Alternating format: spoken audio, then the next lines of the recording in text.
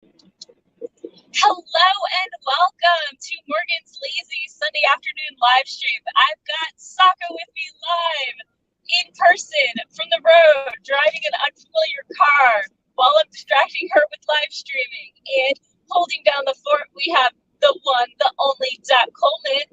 Say hi to the nice people. Hello, nice people. Thank you for joining us once again. And hopefully we will have enough stability on both ends to keep the stream going. It worked last time, so I have high hopes. Yep.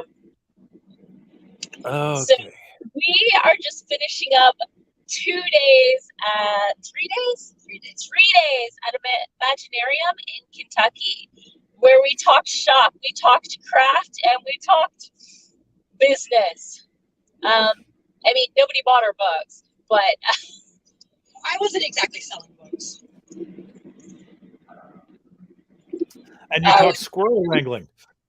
Yeah, squirrel wrangling. So yeah, I don't know who follows my social media, but they set up the squirrel wrangling panel, and the hotel had not reset the room, and the room had been conjoined with the one next to it for the banquet last night. And it was still set up for banquet, and with round tables and whatever, and the stage on one end. And so during the squirrel wrangling panel, which is all about struggling to focus and stay motivated and get momentum, on the other side of the room was an acting workshop. So for both the people who came, who were looking for tips on not getting distracted, and the people on the panel who have had their struggles and that's how they learned, it was not a good recipe to share a room with that group in particular. Yeah. So when they turned on music and started doing stretching or dancing exercises, we absconded for the lobby next to the food stand or concessions in the walking path, because that was less distracting. So yeah, it's like they wanted to help you with your squirrel taming panel by providing plenty of squirrels. So we demonstrated that sometimes a location change can really help. So, Sako, did you want to talk about your panels? I did two workshops and one panel. The one I was a panelist on was covers that pop, and we talked about design basics and figuring out what works and what doesn't. Mm-hmm. And then I did a workshop on visual storytelling, how to basically write that. We actually laid out the first 3 chapters of a story. I completely crowdsourced the content, which was super fun. And then I did a storytelling through tarot presentation. And I think I inspired a lot of people to start randomizing their twists and turns in their stories, which is really fun. And one person wants to start their own tarot deck art. Yeah. Because they found that because of your presentation, they learned that, different people have different takes on each of the tarot cards. While they have the same overarching, they have different nuances, and how you read into it can really influence the deck. Yeah, absolutely. And that deck can absolutely influence the story. Like if you are a fantasy writer and you have a unicorn deck, I think that works out great. Or a dragon deck, Right. Yeah. So somebody has some big news they would like to share with people. Let's see. I've been keeping busy myself in that while you've been off gallivanting at a convention, I went and finished up my revisions for the Perils of it's already closed, for the Kindred of Kali. Yay! So, I was so excited. I sent you 6 happy dance emojis. Yep. I've finally gotten to the end of my pass, and I still have some cleanup work to do, but I also still have to hire an editor. So hopefully by the time I get an editor lined up, I will have clean copy to send off to them. I don't know. So I'd like to say hi to the people in the audience. Hello, Jenny. Hello, Andy. Good to have y'all. And they both cheered for you, Doc, because friggin' amazing. Yeah. We'll give him just a second. I'm not sure if he's holding down the fort or we are. His poor connection. His connection seems to be struggle. Oh, if he's running it, maybe it's more. So, while we're waiting for Doc, I was not just on the squirrel panel. I was on other panels this weekend as well. My first one was writing YA, and I talked about the trials and tribulations, the differences between coming of age. There we are. YA. Sorry, I was telling them about my panels while we were waiting for you. So, yeah, I did my coming of age or YA panel, and then today I did my first live workshop on how the traditional publishing process works. And I had like 12 people in there at 1:30 on Sunday when everybody was headed home. And they had great questions, and we filled the 90 minutes. And I am still floating on air about how well it went. Super excellent. Stoked.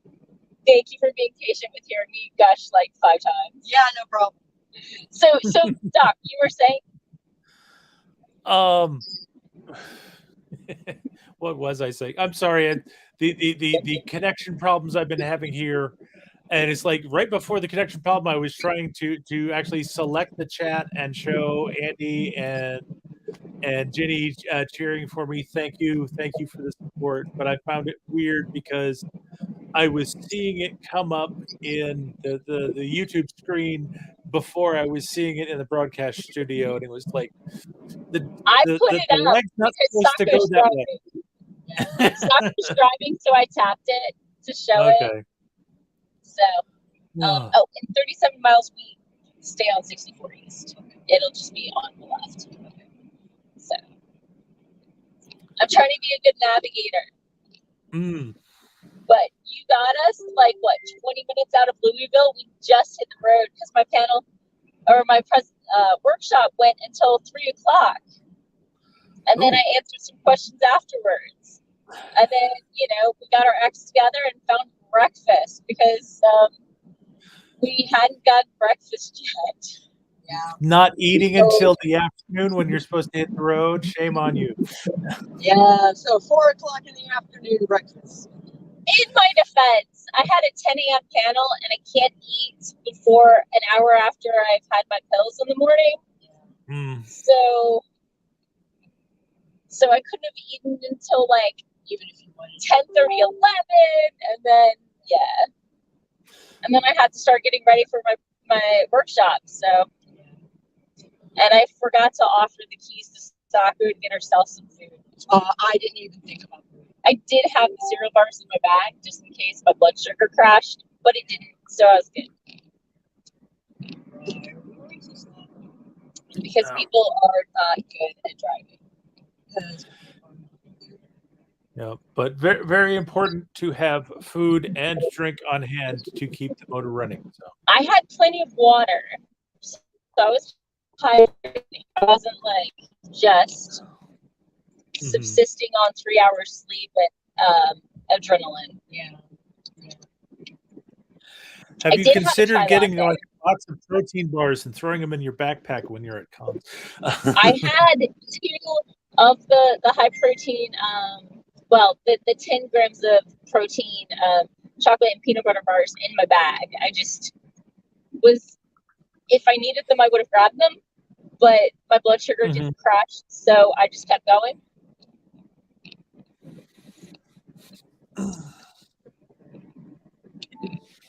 Well, but I'm super excited for you.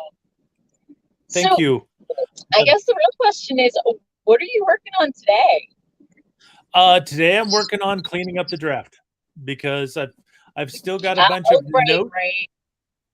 I've still got a bunch of notes that are in there that were either like, okay, this makes me happy. I like seeing this. I will leave this for now. Or yeah, I don't know if I really want to do that. I'll leave it. I'll get back to it later. Type things. Right. So I still need to clean up the draft. I need to brag on this one. Guess who got some editing done this writing or editing? I was writing. Writing done this weekend. Nice. We left the convention at like 9:30 on Friday. Yeah. And I napped until midnight. And while she was napping, I finished adding that first chapter for my alien that I planned to by splitting their original first chapter in two with all the intro stuff and then going through, and then I refilled out chapter 2. So I got some editing revisions done, and then I went to lay down and she plugged in. Yeah. So I only lasted an hour after. I only lasted an hour maybe. So. Oh my. But I've been working on it. It was, it had been a long drive the day before. Yeah, so, I can imagine. I see that Andy is working on revisions as always. So that sounds pretty cool.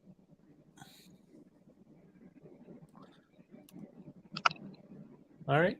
Anybody else got anything you want to tell us about what you're doing? I'm driving. She's driving. I am cheering her on and navigating. Oh, let's see. Ginny is editing Underground Angel. She was cleaning the bathroom until a wolf spider the size of a quarter attacked her. Oh, Are you okay? Did it get you?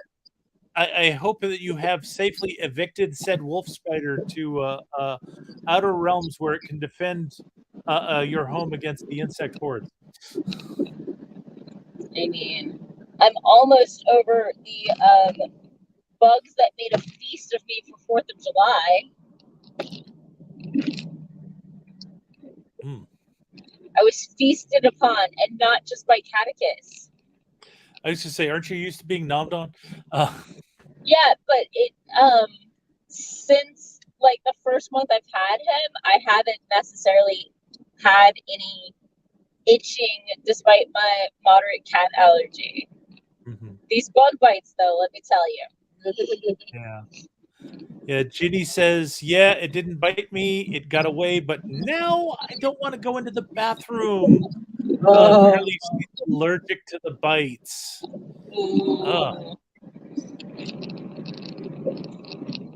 Yeah, I can.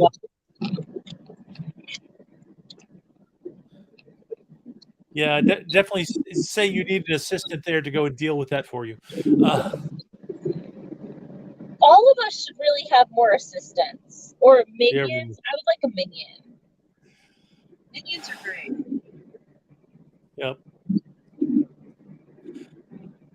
Minions are nice because they're so helpful and they don't ask very much. Right? Just give them a few bananas. No. Do we think maybe it's time for a sprint? I think maybe we can do a sprint. Let's see if I can actually share the timer without everything bombing off again. At least I've now. Looked at the clock. The clock says 4:46. So 22 minutes will be 5:06. 5:06, I think. I'm going to say I've done this enough that I should be practiced at it, and yet I tried to bring the actual timer up, and it got the nice little space for it there. It's just not appearing. Interesting. You want to try one more time? Are you sharing window or tab? No, there it finally showed up. There we go. There we go. Okay, let's go ahead and get started then. Okay, now I've got to find the actual window. I hear you. I've got so many windows on my little laptop. It's actually kind of sad. Poor baby. No wonder you still had this timer up from the time I sent it to you 3 weeks ago. Yep. Well, I just figure it's useful. It Okay. is. I'm gonna change size a little. All right. Ready. Sprint starting in 3, 2, 1.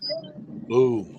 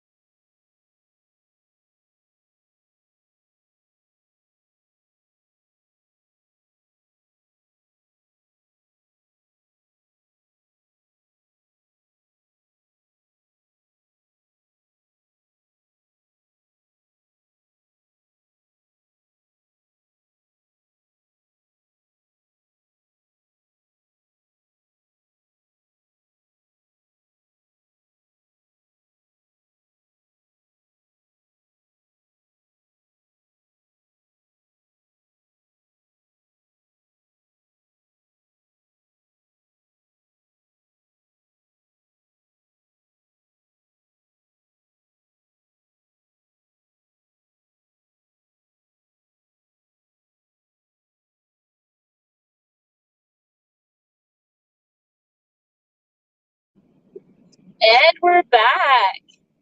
How was your sprint? It looks like Doc's computer didn't do well with the chime to say we're done. It seems to have made him have to reboot. But yeah, how was your sprint? We managed to get, 25 miles closer to Virginia? So let's see. Hello, Doc. Hi, we've got 8 seconds. 5, 4, 3, 2, 1. I'm 30 seconds early. The timer went away, and I was like, "Oh wait, I think it was 5:06." And I was checking back to it just to make sure that I was here, and it's of course it snapped off for 30 seconds before it was supposed to go. Of course. Of course. So Kelly joined us while we were sprinting. Hello, Kelly, and welcome. And Kelly asked if Jenny had been bitten by a wolf spider before. And she said, yes, it swells up, gets infected bad, and leaves a scar, even if I treat it right away. And they feel like bee stings when they bite. Oh, my goodness. That does not sound like fun at all. And I think Jenny said we both sounded very serious. I mean, there's traffic. It happens. And she got half a page done. So how about you, Doc? Let's see. I went and started to go to start removing notes, and I realized that I did not do a de-sewing on my manuscript. I overused the words "so" a ton. And so I actually got something like 75 to 80%. Oh no, he's probably going to talk about getting through clearing out filter words in his manuscript. Yeah. What's your worst offender for filter words? What's a filter word? What's an example of a filter word? So filter words are I believe this, I feel this. Oh, I don't fuck with those. Or the other one that's famous is starting verb. Not just verb, he started verb. Started verbing, yeah. Right. But other words that I have to remove are just, so, well, a bit. I use a bit a lot. Hedging words. I use hedging words a lot. You use a lot of a bit. Just a bit. Yeah. Sometimes. Just a bit. I used to do that a lot. I don't do that so much anymore. So I just got through about 80% of my manuscript removing extraneous stones, and found out that I use an awful lot of them as magnifiers instead of as. I think it's okay if you use it as like a character's verbal tick, but as long as you keep it out of maybe the narrative voice. Yeah. But even if it's like from that character's point of view, the narration, I try to leave those out of the narrative part and leave it in just the dialogue. Yeah. So is that how you do, or Doc? Pretty much. I mean, I try to make it a judgment as to whether it's justified. Let me know because are you okay? Yeah, just we're in the fast lane, and the person in front of us decided to pull into the shoulder because they're like a utility vehicle, and somebody was passing us on the other side, so we were feeling a little hedged in there. A little squeezed, huh? Yeah. But no, I know I have a bad habit of using "so" as sort of an introductory word. It's kind of like when you start a sentence with "and." I have a bad habit of starting sentences with "so," and having to go through and cut those suckers out where they don't really belong.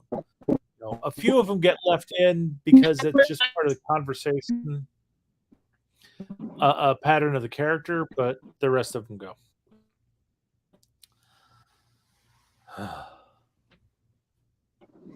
Okay. And we're back. There we are. It's like when it's just you and me and you freeze, I don't know if I'm in trouble or you're in trouble. So. Please turn out. Musical streams. Musical stream plugs, yeah. Yeah. Well, that was a quick blink on both of us. Yeah. That's He might be frozen. I'm here. Are you? Do I seem frozen to you? Because you seem frozen to me. I should pull up my YouTube window, find out what's actually going on. Okay. It looks like I'm streaming out to the stream. Hi, folks. Okay.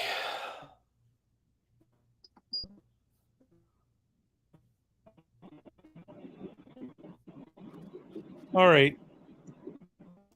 Are you back with us? Yes, this is one of the fun things.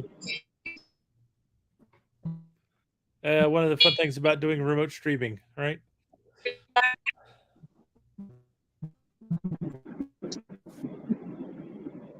All right. So while waiting for things to clarify a bit, I see that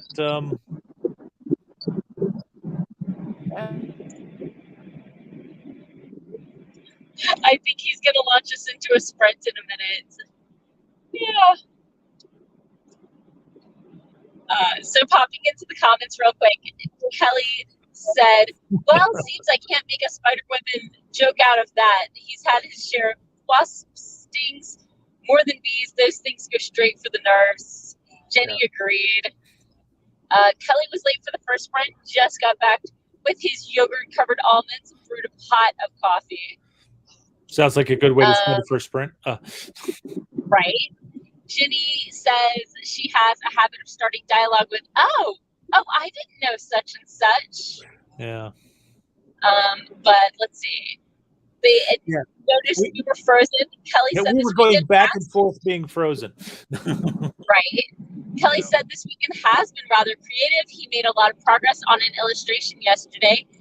Ended with jumping back to editing, which he spent the better half of today doing. So unfortunately, we cannot time jump back to Virginia, but hopefully our stream is moving again. So, okay, you were trying to go to, I think, a sprint before I popped in the comments and you rebooted. Actually, I was trying to go into the comments. Oh, I beat you to it. And he's reloading again. Oh my goodness.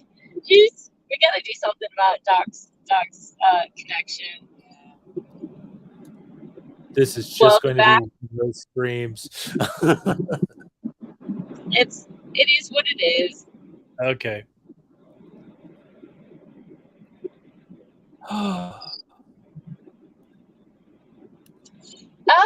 I didn't actually get a chance to talk about the last panel I did was actually a workshop. Oh, no, I did. Never mind. I'm so excited. I'll shut up now. Are we ready for a sprint? I think so. So we're ready for a sprint and hope that when we come back from this sprint, we'll be better off as far as the stream quality. Right. With 22 minutes, I think we're looking at a 5:40 for us getting back. Mm-hmm. Because it's 5:18 now. There it is. All right. I keep losing this stupid window as soon as I get it to share. Okay. Productivity sprint starting in 3, 2, 1. Boom. Boom, chakalaka. Shakalaka, shaka boom.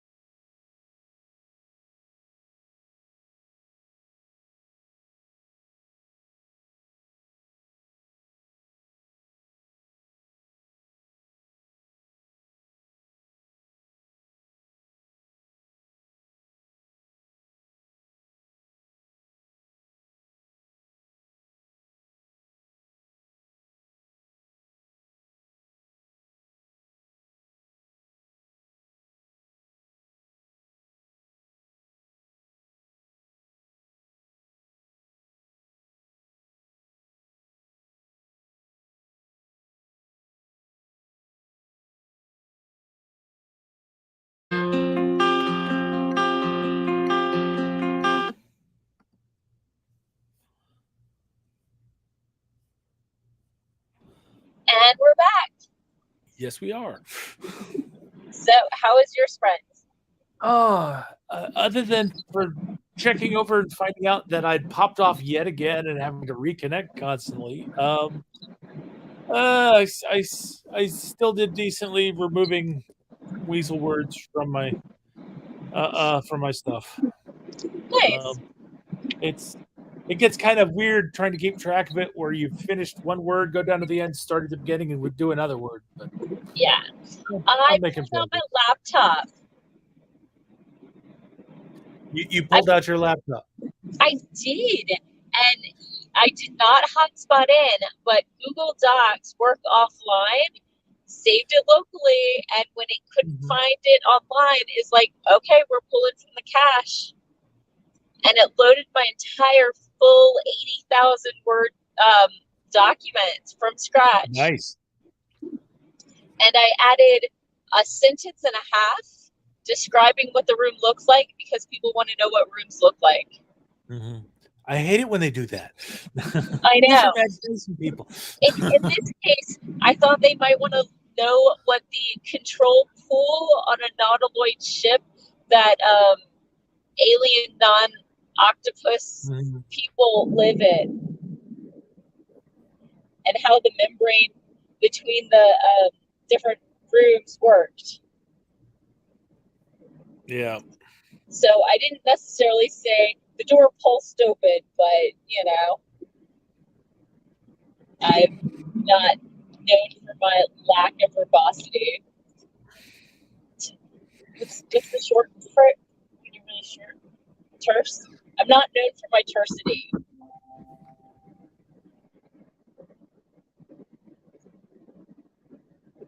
Hold on a second. I've got someone knocking at my door.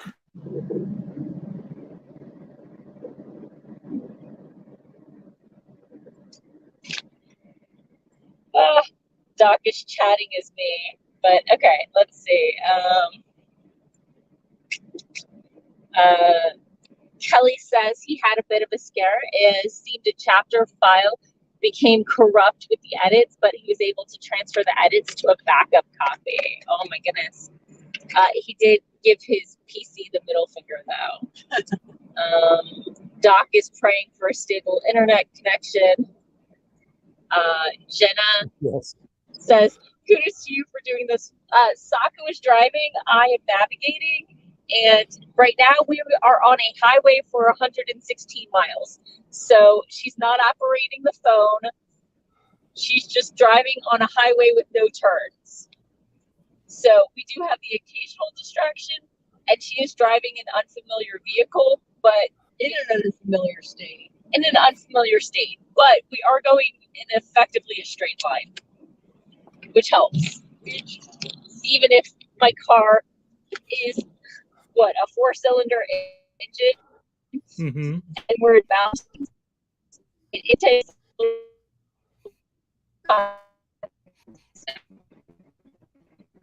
let's see. Andy says that sigh rattled across many state lines. Sorry about that. Kelly had a page. That's fine. Kelly got a page and a half edited. Jenny got sidetracked by looking for new planners for next year. Always enticing. Let's see. Kelly says, as a navigator, be sure to look over your shoulder as you pass on ramps. You're looking for the cops. That requires us to be doing anything that a cop would stop us for. And ramps are usually spirally and really unsafe places for anyone to sit. Yeah. So maybe it's different in Georgia. And I'm sure your driving experience is different than mine. I've seen some state roads.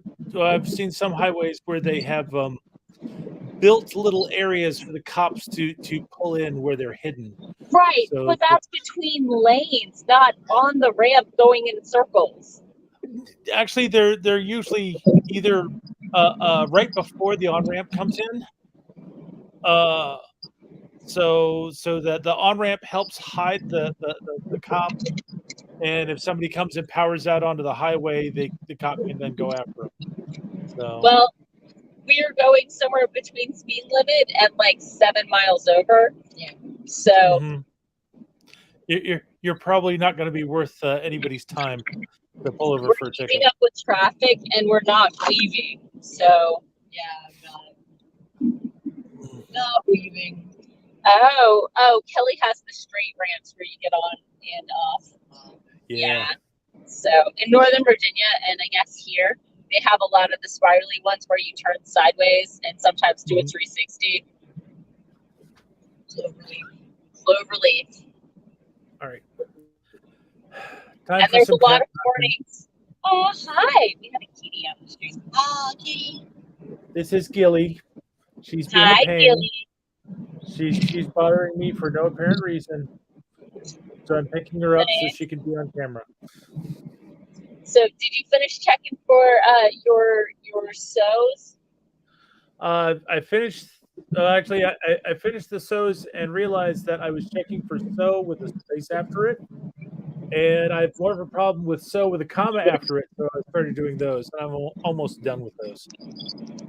So, but I've also been eliminating some renegade that's as I'm going along. I hear you. Because that so often we say so that. Yeah. Right.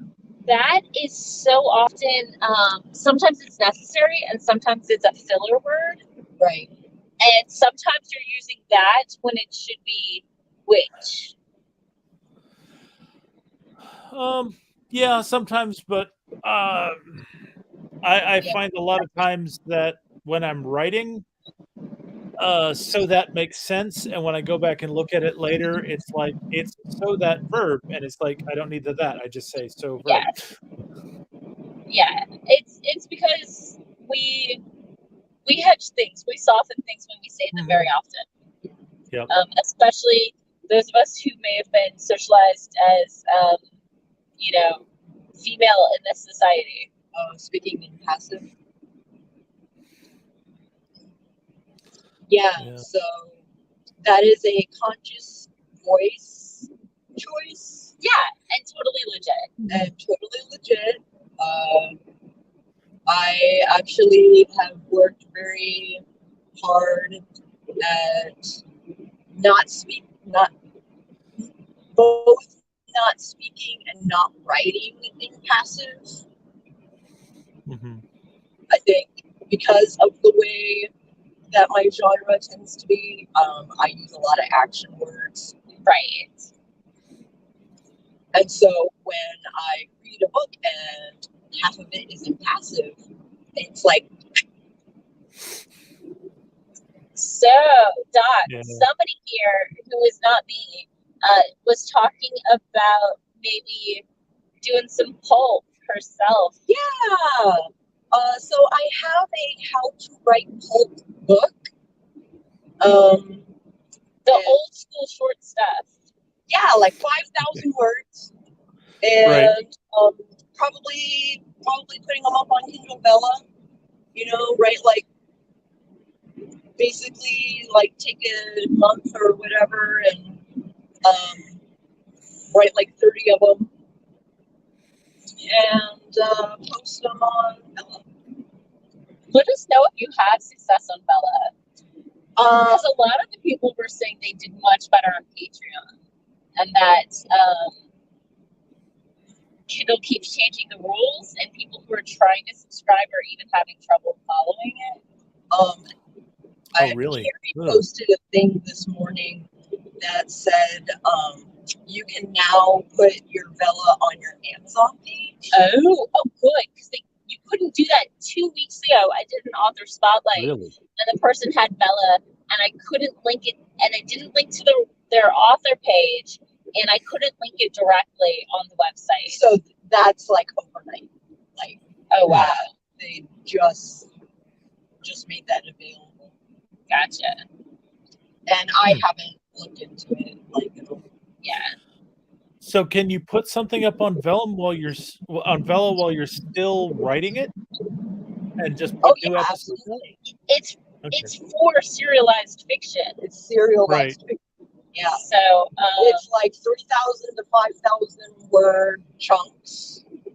And people they basically buy coins, and they spend a certain number of coins on the word count. So some, if it's like 5,000 words, it might be 3 coins. If it's like 500 words, it might be 1 coin.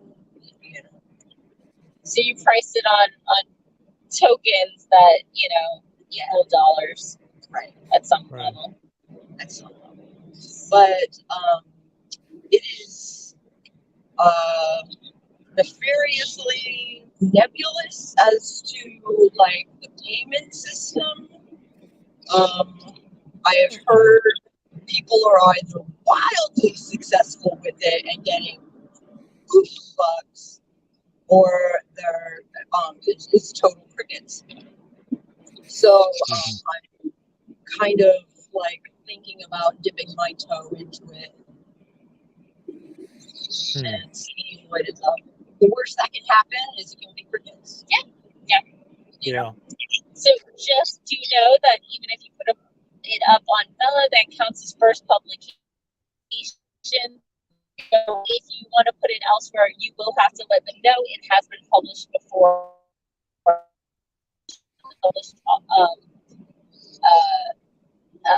agents and publishers, as well as some of the small press, are less interested in second run, but there's plenty of people who will do it. So just make sure that you're aware of that and pay attention to the rights.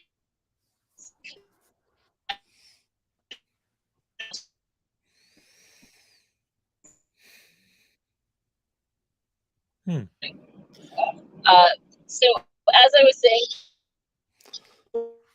it might be 7 years. So do pay attention to the contract you're signing. Frick. Oh gosh. I accidentally opened Bixby on my phone.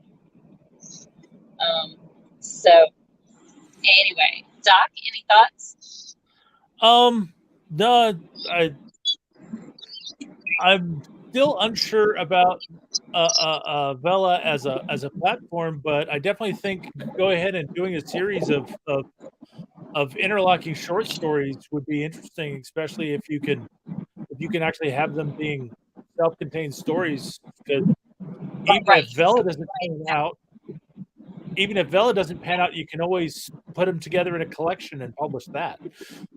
Just pay attention to if you get the rights back in 3 months or 7 years. Right. Yeah, that would be important. And I don't know when the rights revert because I haven't done Bella. So just pay attention to that before you sign anything. So did we want to pop into the comments, Doc? I would say, is it rights or is it exclusivity? But I don't know. I haven't signed it. I know.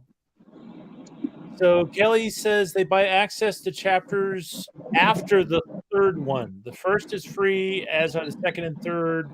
But with the second and third, you have to log in to read those for free.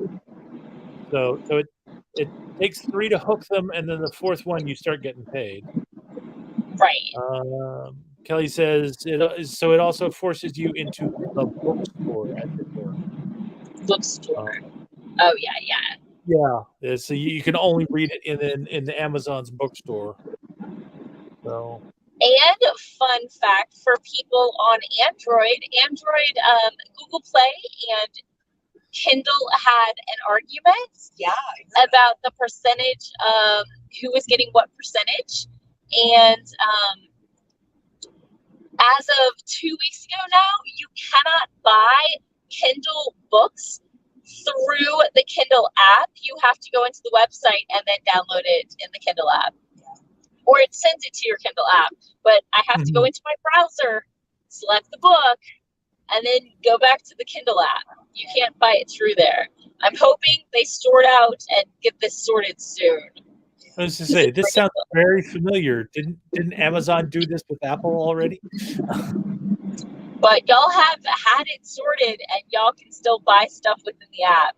So I'm hoping Amazon, You're hoping they come to an agreement. Yeah, because all of a sudden I couldn't do it, and all you Apple people are like, "What are you talking about?" Honestly, I never buy anything. I never try to buy anything through the Kindle app. I always assume I can't do it. Yeah.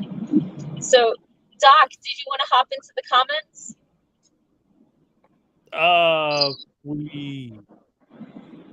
We got one more from Kelly. Said I didn't dig into that deeply to learn the rights exclusivity. So yeah, I think we missed a comment from Andy a little bit before the Bella discussion. Andy got 3 pages rewritten and now needs to feed the cats and start dinner. And also, yes, pulp short stories rule. I was going to say, this just have to be a little bit careful as to what you're getting yourself into, seeing as The Perils of Prague was supposed to be a short story, and The Whole Adventures of Crackle and Bang was supposed to be a bunch of short stories, but they've kind of gotten away from it. Right. Yeah. Your writing style may differ, so that's what happens to people who write short. For the rest of us, so I come from the school of short stories. So I apply that skill set to my chapters. Mm-hmm.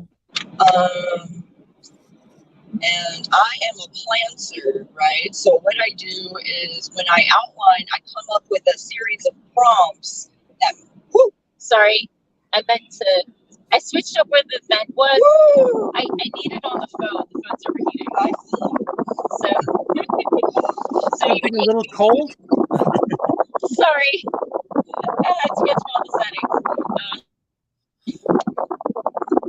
But my phone was getting hot, so I didn't want to overheat it. Yeah. So instead I froze Sako and gave her chills. I'm suddenly a horror writer. I gave her chills. Those icy fingers up and down your spine. Yes, horror. The word was horror. There is a site called Chiller, an app called Chiller Yeah, he has a little delay from us. Yeah. But go ahead. Chiller they run entire books, so you post it chapter at a time, and people can basically read it a chapter at a time or finish the whole book. I haven't looked into what the payment is like, but the audience is there. Sounds awesome. It does. So I am looking into options to find my people. Yeah. And it's also a great place for me to find writers. Okay, so there's some audio distortion on the line, so I'm going to repeat this. But I think I heard, just for clarity for everybody, that there's something called Chiller, which is looking for entire books, but it's publishing them a chapter at a time, and people can either like get a chapter at a time, or they can just binge the whole book.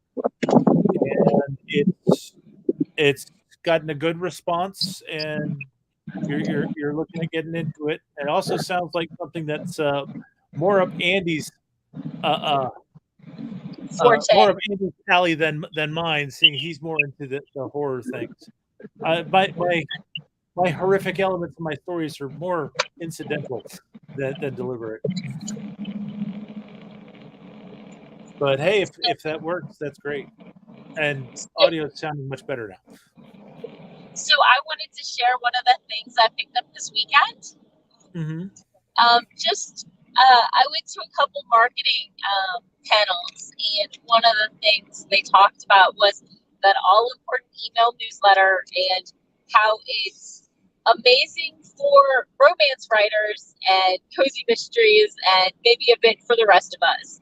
But two of the things I do want to take away from it is I think I want to add to my intro newsletter when somebody signs up for it. I think I want to add a link to my free online story that got published and I got paid for, so people can find and actually see what I write, because I don't give most of my stuff away for free. Sorry, I don't give most of my fiction away for free. I give all of my nonfiction away for free. Right. I like having an excerpt available so Right. people get a taste of my style. Yeah. And they decide from there as to whether or not A, they want to read the rest of the book, or B, they want to read more of my books. Yeah. So maybe, do I just link it and say, if you want to taste, here's a 12-page short story, or do I take the first paragraph and then send them that way? I would say take that 12-page story and make it a downloadable gift for signing up with the newsletter. So it's not mine. I sold it. It's all mine on Dark Recesses Press. They bought it. Yeah. Yeah. So they have exclusive rights to it for right now. for like at least a year, I think. Yeah. Something like that. I'd have to double check. Usually online rights are shorter, I think, than published print rights. And short stories, typically you should have the rights revert in 3 years. But because ADX, the people who most audiobooks are through, has a 7-year contract. 7 years is starting to become a little standard, especially for audio rights. So definitely, when we get, Sako can link the chiller thing. I could try. I'm pretty sure there is a. You can link it on your Twitter tonight. Or download this app page. Because I think it's for the phone only. Right. Yeah. So, and the other the other thing I got out of about email is calling people who don't open it if they haven't opened it in 6 months, like even the email, much less click the link. Then send them an email saying, "Hey, I've noticed that you haven't been reading. If you want to stay in, please respond. Otherwise, I'll remove you at the end of the month." So then they have to act to opt in rather than, responding to an email they're already ignoring. Right. I think that was a little pearl of wisdom. Yeah. So that seemed really key to me, because you don't want to annoy people. And you want a higher open rate so you don't end up marked as spam. Anything over 20% is good. Is that function done through the email service, or usually if you're using a mailer like MailerLite or MailChimp, they have your metrics, they have your open rates. And part of the reason to go through a bulk mailer is because Google, if you send out to more than 20 people at a time, will accuse you of spamming.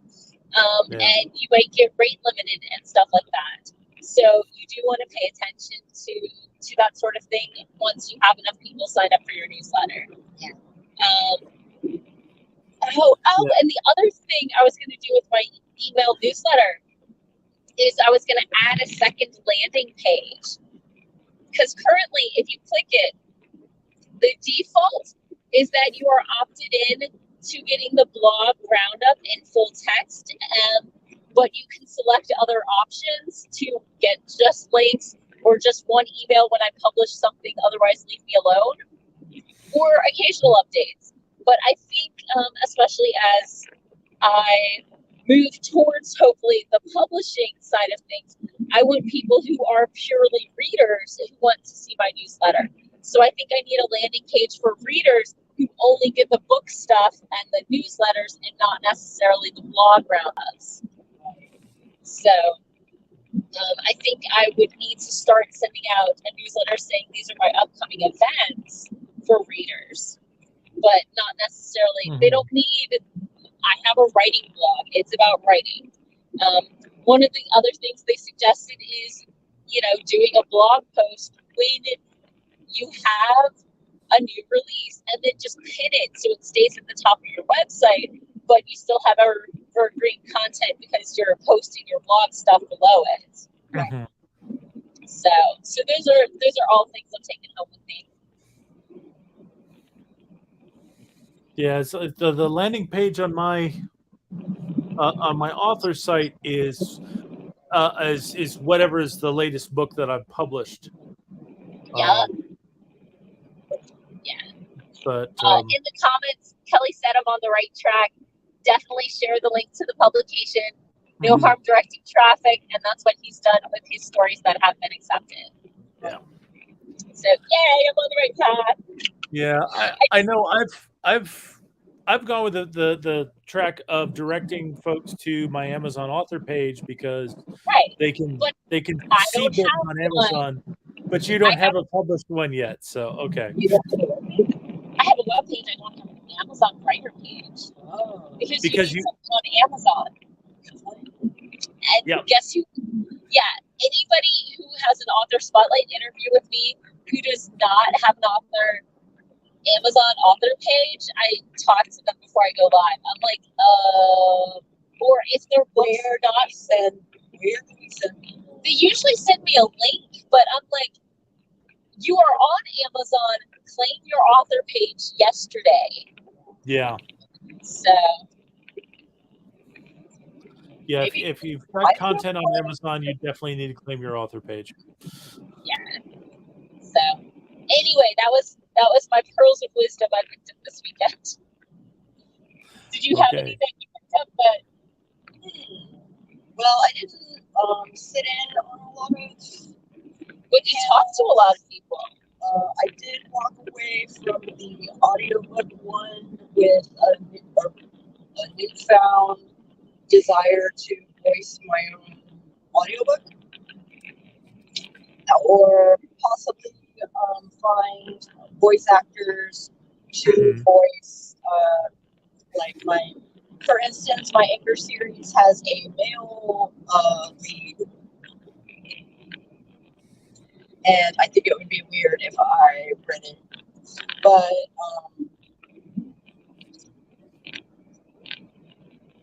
I feel like I have a lot more options now, and I don't have to go through Audible, but it might not hurt.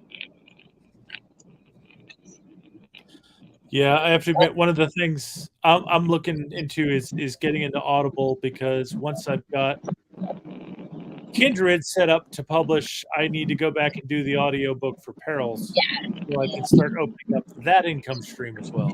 Yeah, so I hear it's going to take about a day per chapter. Yeah, I think that's reasonable. A day per chapter to record, edit, and upload? No.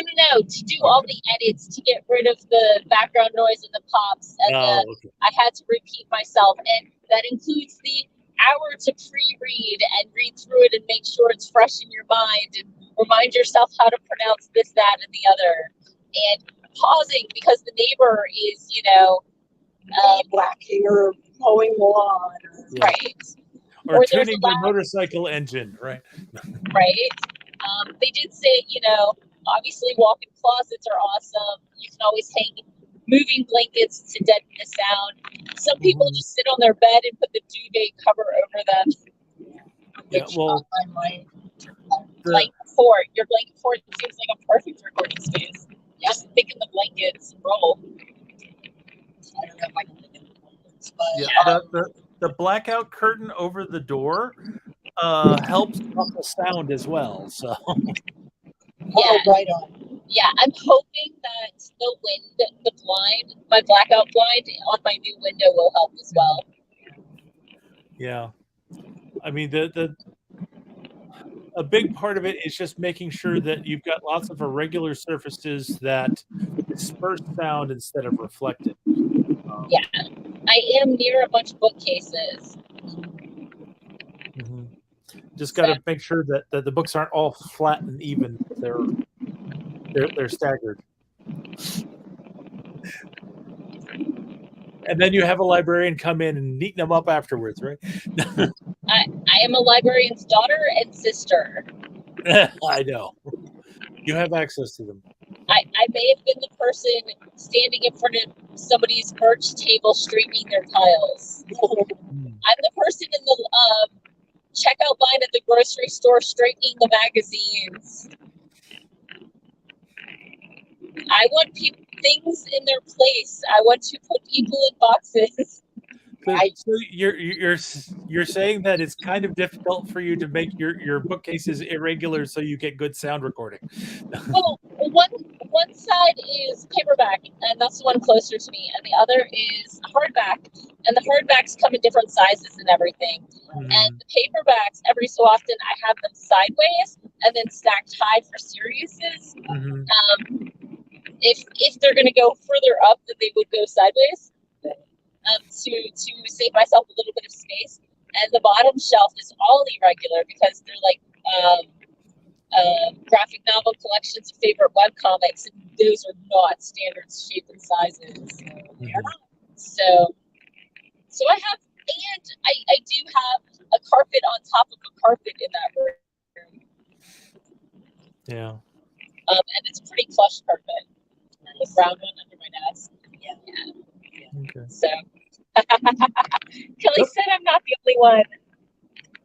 He finds himself straightening store shelves sometimes. Yep. And he also said that all of this was good information and confirmed some of his practices. And he did mention that he definitely got his Amazon author page. So yeah. And please have a good profile picture. Or an avatar. Oh my god. Headshots. I actually have a video on my channel about taking your headshot with your phone. If you cannot afford a full photo set from a professional, which I always advise that you do, then I say, like an iPhone or an Android is like super. The cameras are super high pixel these days. Yep. So and they keep building in all kinds of neat tools to make the shot look really exactly. Yeah. Although there are also websites dedicated to bad author photos. To what? I'm sorry, I missed that. Bad author photos. Oh, bad author photos. Yes. Do you know what I seriously enjoy? I enjoy a good gothsintrees.com perusal. Have you seen Goths in Trees? No. Oh my goodness. Okay. We're about to switch drivers, and I'm going to make Sako go look at it. But it's everything it promises to be. It's teenagers usually in black clothing with, lots of studded whatever, sometimes lace, standing in trees, occasionally looking vaguely like a rock album, sometimes just climbing trees because they're having fun. Would that be gothsuptrees.net? Possibly. Yes, that could be it. If it's hilarious, share the screen. I'm waiting for the page to load right now. So, is your connection faster when we're not streaming?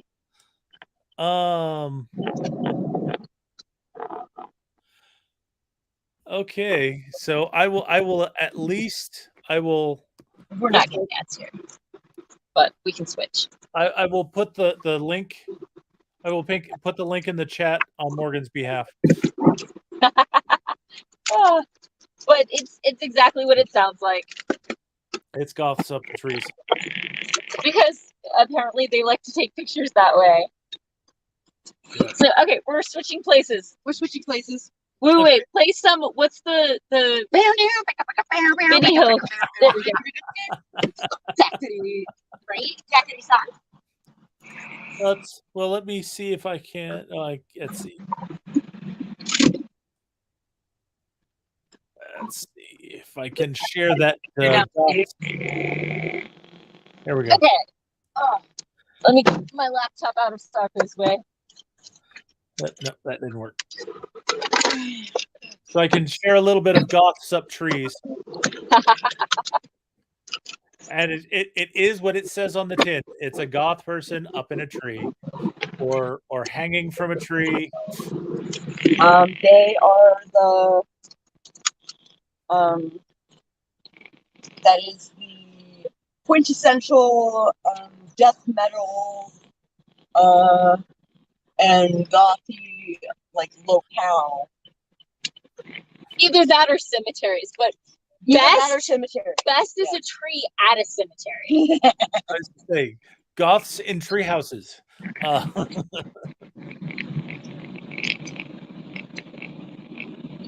Is this it? No, it's no outlet. Okay. Oh, so thank you for indulging my walk down memory lane. When was the last one updated? On goths in trees. Yeah, does it have a timestamp or date for upload? I'm not seeing it clearly. That's fine. The copyright does go up to 22. Let's see, we got 49 notes. Let me see if I can pull up the post. No, that pulled up just the picture. Okay. But it's got like almost 50 comments on it. So. Okay, it's been up for a couple weeks. June 18th. June 18th, that's recent. Yep. Wow, I didn't realize they were that up to date.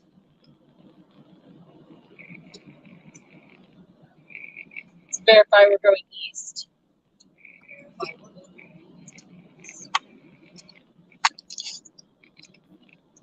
Yep. Excellent. Yep. Oh wait, I could have looked at my dashboard where it says southeast. Mm-hmm. So, oh. Okay. We're still in Kentucky. We haven't even hit West Virginia yet. So it is 6:18. Did you want to squeeze in another sprint or keep talking? That's what I was going to ask. Oh, right on. I don't mind being chatty.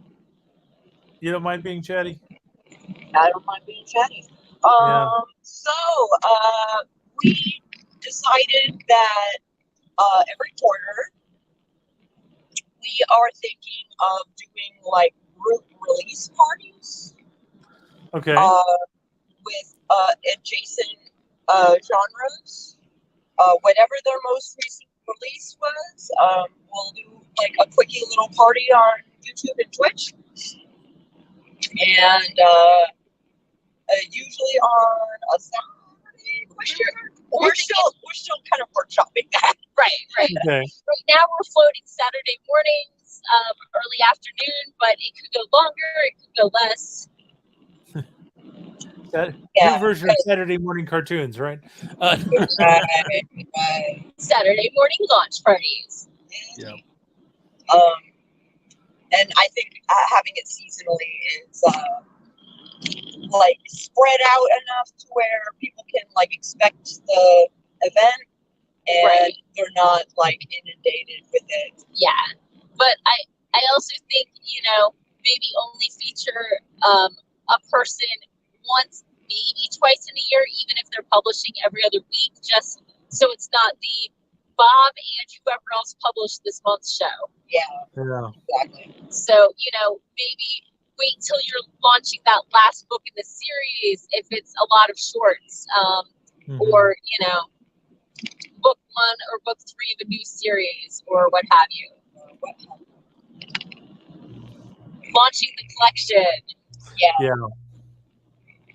Yeah, well, I can see doing the first story if it's part of like a Bella collection, right? And then maybe if you hit a major milestone like like 20 or 30 stories. Exactly. But, something that is going to happen once, maybe twice a year, not, I know some of you are so much more prolific than I am, and, have stuff going out every other week. But Mama Maggie, great example. She did 13 projects last year when she did Hold My Latte or whatever it was. Hold My Coffee. And Right. I want to support those kind of authors, Yeah. but not like, I would rather them have like 6 books that they win a promo as opposed to like one book a month. Yeah. Well, and it's still, if you're talking about doing it like quarterly, like almost like doing a new book roundup at the end of a season. Right. And it's, and maybe we'll link the new stuff by other people who were on the last episode or whatever. But I think having different faces each episode is really, really something we want to explore. Yeah. So it's another way to help support authors, whether they're on YouTube or not. Yeah, that matters. And it would involve, the release parties, right? So interviews, giveaways, trivia, whatever kind of fun. Maybe musicians. And I think it's going to be a lot of fun and a really great way to network and a really great way to promote the community.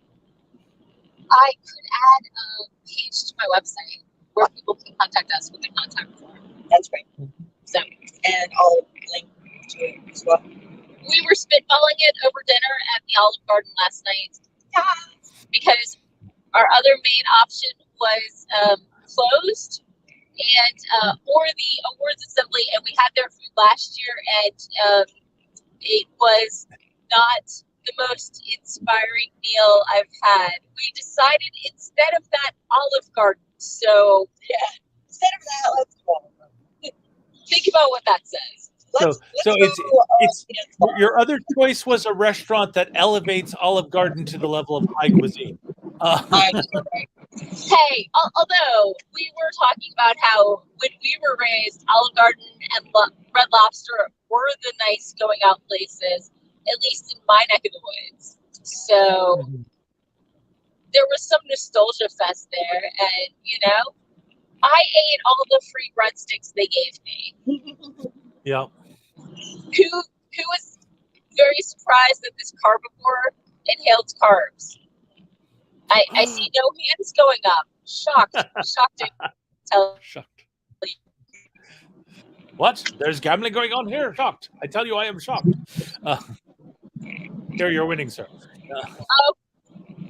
During the squirrels panel, I mentioned that when I'm stuck, I snack. And I was not the only one. You know what? DC is a habitual snacker when she is writing. I don't always have to snack, but if the words aren't coming or I just can't focus, grabbing a snack will help. Yeah.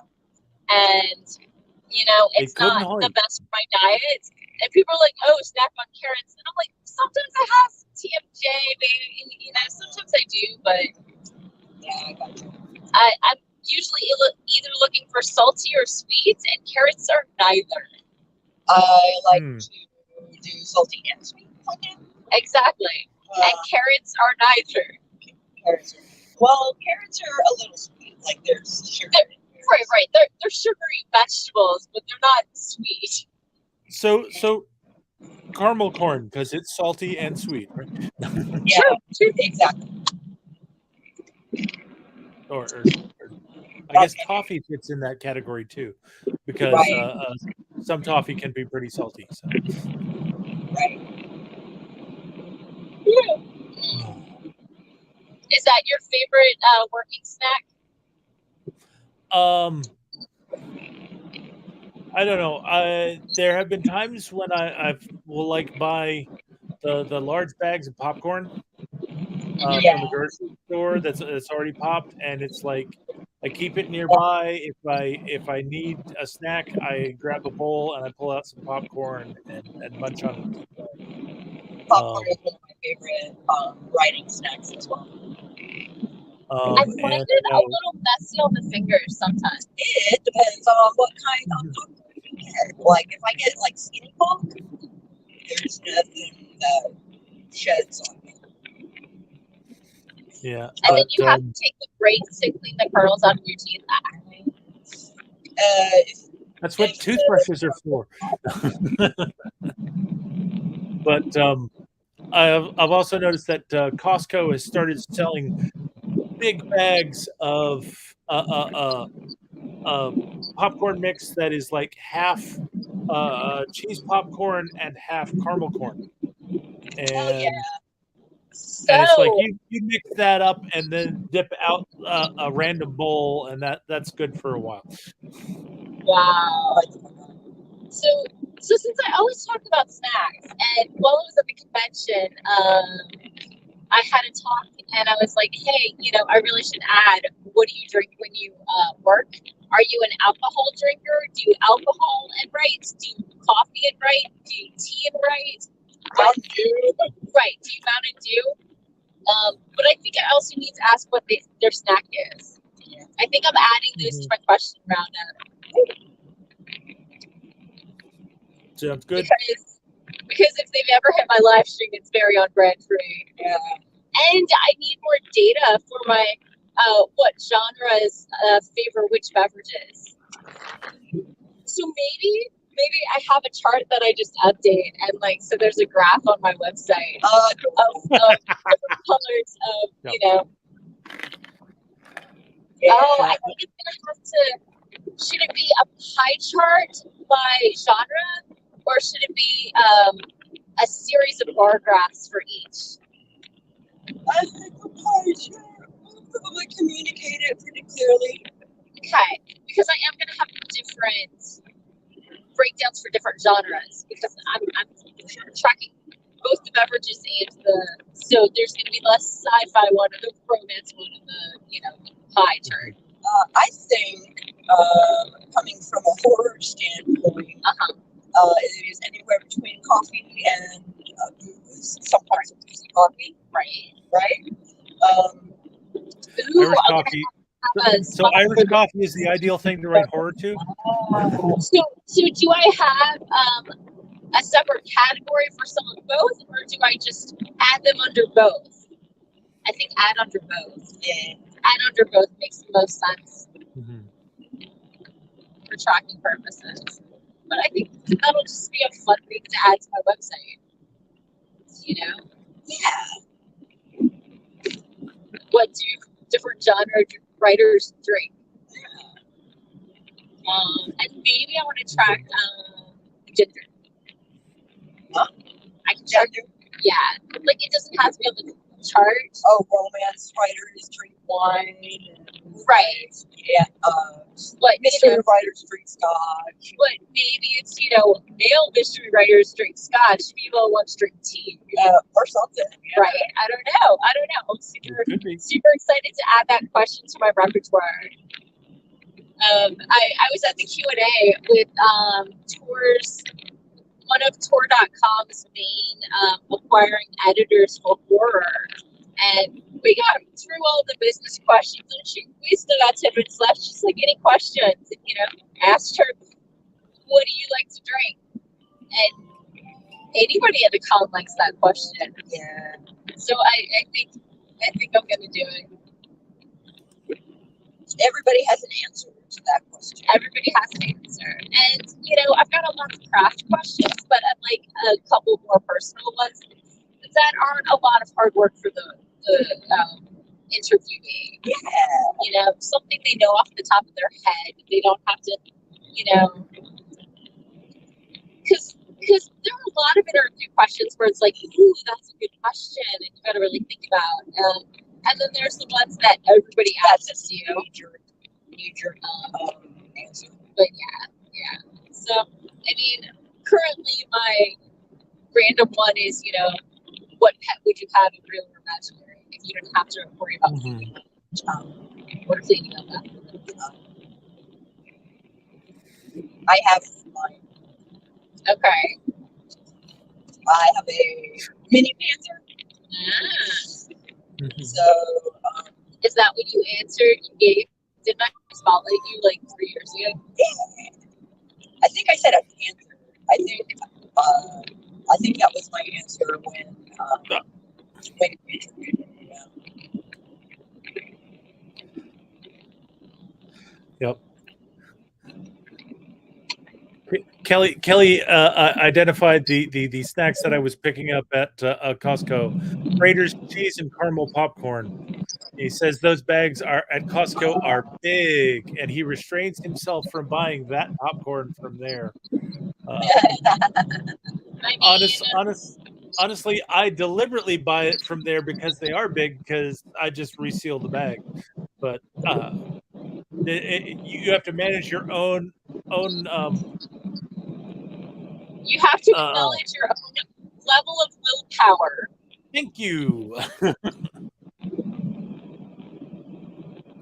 Yeah, I guess so. Like, some people can read a book for an hour before bed and put it down. Yeah. I don't know what's up with that, but I've heard that people do that. I didn't. Though there are times when I can't sleep, I will just read. And I have spent entire nights just reading. Me too, but usually it's a school night. So yeah, for some of us, books are multiple servings, not single serving. You go around using quitter strips. Yeah. What you quitters call bookmarks.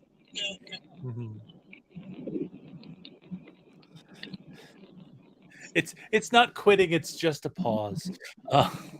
It's just a pause. But I have to know what happens next.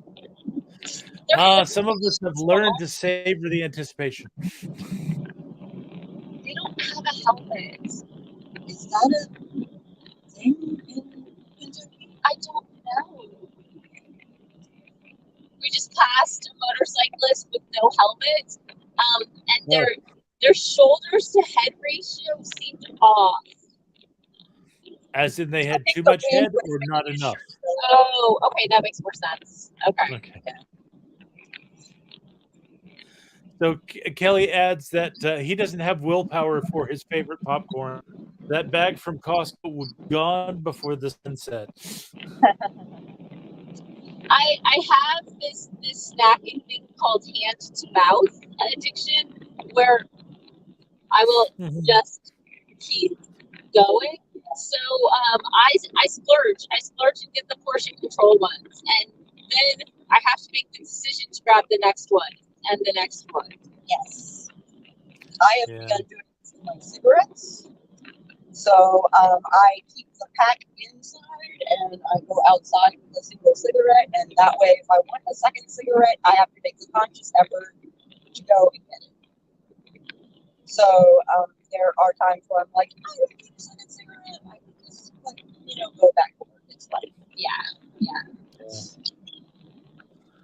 Now there are definitely some things that are easier to put down than others. Yeah, speaking of accidentally putting down things. Are we talking about the car keys? No. Oh, okay. I was going to talk about my 4 days without a cigarette. Oh my goodness. Excuse me. So my money didn't hit the account until yesterday, so I couldn't pick them up before I left the state. And the state of Kentucky does not carry Jarum Blacks. So you've been without your favorite brand of cigarette, and so you haven't had any. Yeah, they are. Bless you. Sorry, we passed a pulled over vehicle, and I think whatever it was kicked up a lot of dust. So,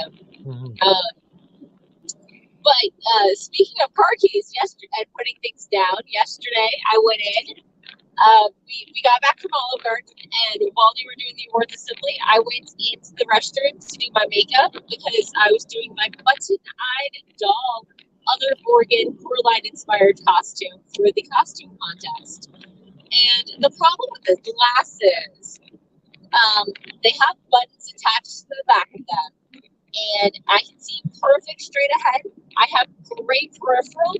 Those diagonals, though, like maybe say the bathroom counter, not so good. So I did my makeup, I packed up, I went to the bar that was literally next to the bathroom and said hi to Sako. I decided I needed to grab my spare set of button-eyed glasses, and I go out to my car. So it's been less than 5 minutes since I did makeup, and I did not have my keys. I retraced my steps 3 times. The third time I retraced my steps, I even took off the glasses. I peered in the window of my car. I checked at the front desk. I checked at registration. Nothing. I started asking people if they've seen them, and being like, so, do you have a AAA? Can you call for me after the costume contest? And then, you know, the awards assembly is running late, and I text 2 of my friends are on staff. That's actually how I found out about the convention. Is one of them has been in writing groups with me for, I don't know, 5 years now at least. And she talked to me about this con she was helping run. And so I texted our group chat, and I was like, hey, did anybody turn in any keys? And did I mention they helped run it? So yes, they were in fact the people the keys got turned into. So I got a photo 2 minutes later saying, these keys? 45 minutes of panic relieved in like 2.5 seconds. And like, if the person had waited like 2 minutes, I would have found it. It's not like I left them for long. Yeah. But like, I was 5 minutes is all it took. Yeah, I was shaking, and they were being helpful. They didn't want to leave keys, you know, in an unsafe place. But yes, that was a scary 45 minutes for me. 9 hours from home, no car keys. I'm like, am I gonna have to beg a friend to overnight them? My spare keys? Can I even talk them through where they probably are? So, I'm now thinking maybe I should keep my spare key in the glove compartment. Because then, if I do lose my keys, I can get a locksmith to let me into the car. But then again, you always want to pair outside in case you misplace it at your house. So I don't know. Maybe only do that on trips. Maybe on car trips, bring a spare set. Oh, I don't know. That's the kind of thing that's always tough, because you don't want to leave a key where a thief will think to look for it or find it. Yeah. Remember in the movies in the 80s where they would always put it in the overhead visor? Yeah. Or you'd have the magnetic. They're like the magnetic hide key under the fender. Yeah. One of the things I always liked about the Saturn, when I had the Saturn, was that it came with a card you put in your wallet that was a key that you could unlock the doors, you could start the car, you could do the whole 9 yards from this thing that's your wallet. So you had to lose your wallet and your keys to lose your car. Right. So the main thing I blame is I picked up a pair of scissors to go with the costume, because it's creepier that way. And once you add an accessory, I start putting things down. Gotcha. But long story short, I tied for first place. So she was like relishing in her win and relief. Yeah. The twin joys of relief that you get to go home in your own vehicle without heavy expenses, and you won first place. Yeah. Right. This was actually the second year in a row I placed first. So if I win next year, I'm going to have to retire, at least temporarily. Because, you know, winning the same contest 3 years in a row, it starts to get old after that. Although the announcer didn't recognize me with the button glasses on and the hair with the yarn falls. And he's like, while he's announcing, or we're waiting for the judges to confer, he said, well, none of the people from last year who were in this are back. And I stalked across the stage, and he was already really creeped out at the button-eyed doll costume.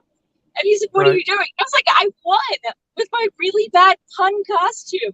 Because last year, I dressed as Beauty and the Beast in the yellow ball gown from the Disney animated version with 666 on my forehead. And I was Beauty and the Mark of the Beast, otherwise known as Hell's Bell. And what true convention goer can resist not one, but two puns for the price of one?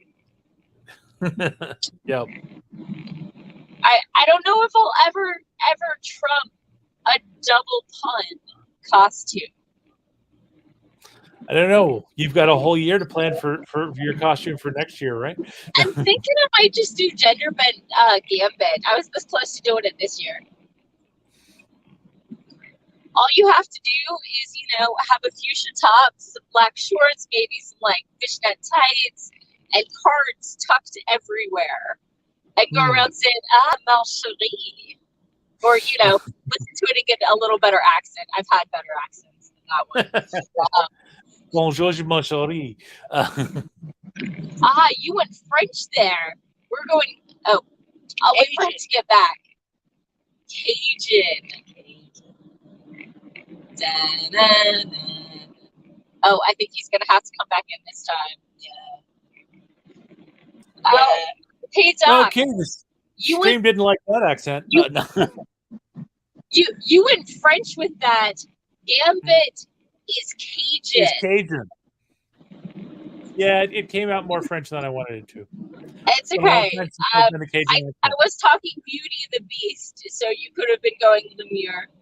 Yeah. Lumiere. And Clocksworth. Yeah. So, anyway, it is 6:43. Did we want to say goodnight? It is 6:43. We probably should go ahead and sign off, although we seem to have kept viewers. So Sako, you want to start us off with outros? Sure. Like we did it. Hi, neighbors. I'm Sako Tumi, also known as Voit. I write horror, and I'm a witch. I'm a graphic designer, and sometimes I combine those two things.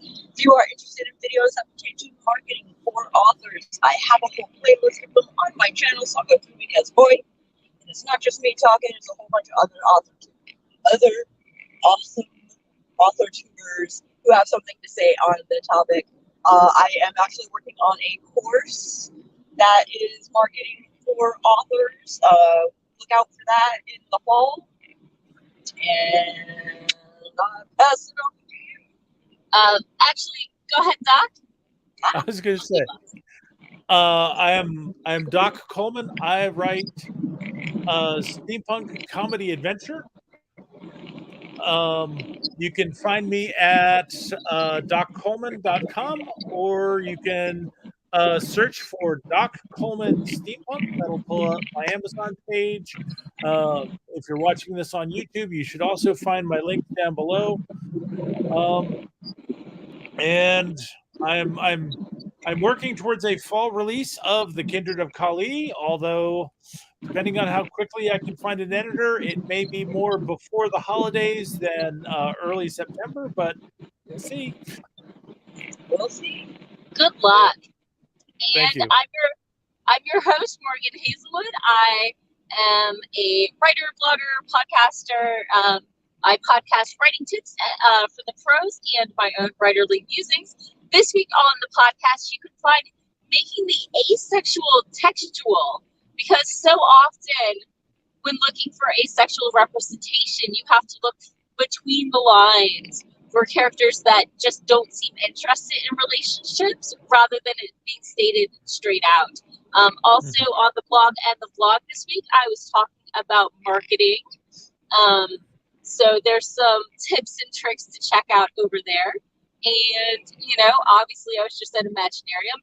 Next weekend on Saturday at 5 p.m., I will be on the AuthorTube Writers Conference. I'll be talking about better beta reading. So tune in then and hang out with me.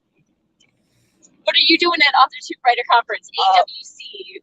Websites for authors. Ooh, nice. Cool. On Sunday at 11 a.m. Okay. So 11:40. just Google AuthorTube Writer Conference and you can find the website. Also, I think it's in my weekly link roundup. And you can go ahead and click the bell to get the notification because I'm on YouTube because I've already scheduled it. So that's out there now. But yeah, thank you all for joining in and keeping us company as we go into West Virginia now. Yes. Yay.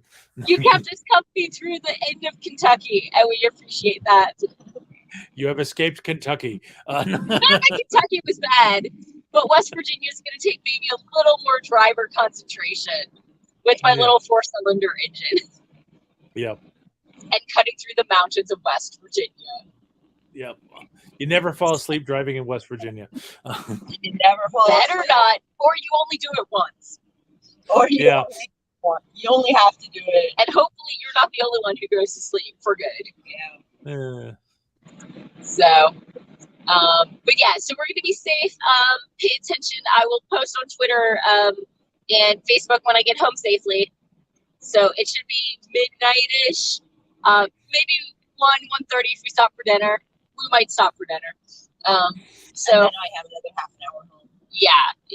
So, but thank you for joining us on this journey, literally. And I hope you got some writing done, or at least enjoyed our company. Bye. Bye.